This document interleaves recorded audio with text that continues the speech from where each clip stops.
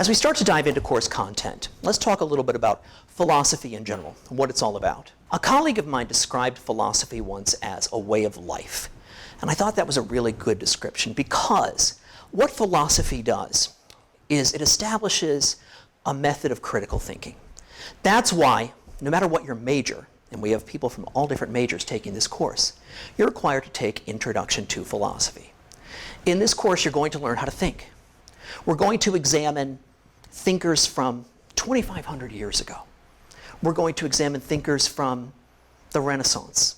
And we're going to look at modern ways of thinking, all of which are going to teach us to think logically and to think critically. So when we examine an issue, we're looking at it from a variety of different ways.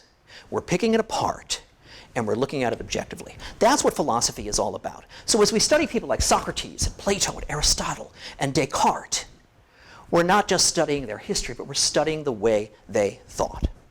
The word philosophy comes from two Greek words, philos and sophos.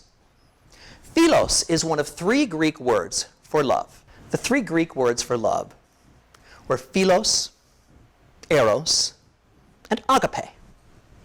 Philos means to love like you would love a sibling, a brotherly love. Anyone from Philadelphia? You've heard the nickname, the city of brotherly love? It's not just a nickname. That's literally what the word Philadelphia means. Philos, brotherly love. Adelphia, city, metropolitan. The city of brotherly love.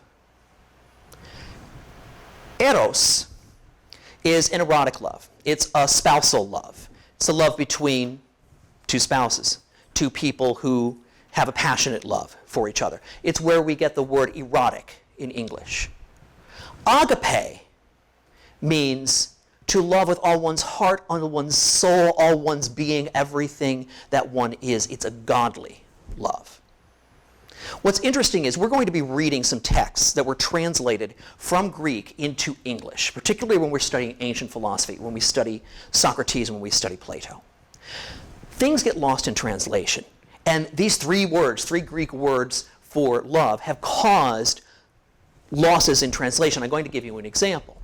If you've studied anything in the world of Christianity, or if you've been to a Christian church, you've heard readings from the New Testament.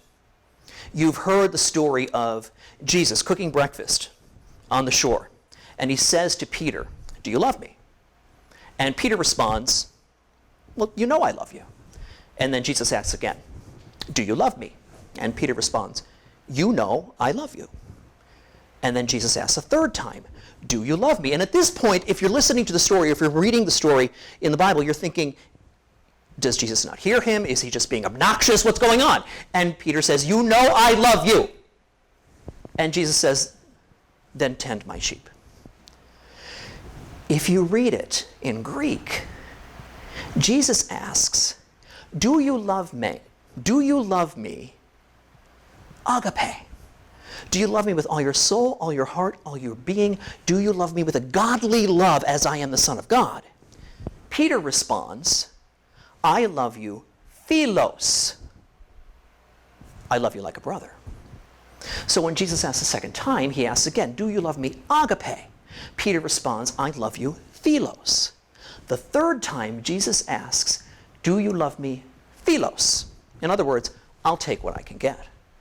And Peter answers, "Yes, I love you philos." It completely changes the story.